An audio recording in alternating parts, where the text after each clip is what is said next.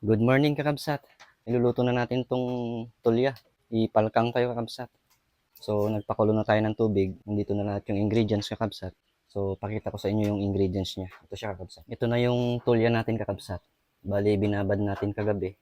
So tanggal na yung mga dumi niya. Tapos hinugasan ko ng 10 beses. Yan, bubuhusan na lang natin ng kumukulong tubig. Yan, tapos ito yung ingredients niya kakabsat. Calamansi juice, luya, tapos sibuyas, may bagoong. Tapos dito natin titimplahin kakabsat dito sa banga para organic na organic. So ayan kakabsat, buhusan na natin ng kumukulong tubig. Kidtuting tayo kakabsat. Pagka bumuka na ng konting buka, yun pwede na yun kakabsat. Yan kakabsat, oh, bumubuka na sila. Oh.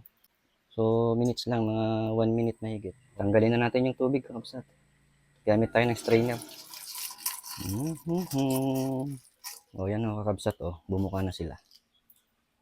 Diba free? Sarap! Yan, madali lang na recipe ito kakabsat, madaling gawin. Lagay na natin kakabsat yung tulya dito sa banga. Ayan, lagay na natin tong luya. Tapos sibuyas, lagay na natin kakabsat. Tapos calamansi juice. Ayan. Bagoong. Ayan, tansyahin lang natin kakabsat. Tapos maglagay tayo ng Ajinomoto, baka naman. Kunti lang kakabsat. Then kakabsat, inimix lang natin. Ayan, ganyan lang. Una yun, Rudy. Hindi mo saan. Yan, Masin George. So, ito na yung finished product natin kakabsat. Inpalkang nga tulya. Banak.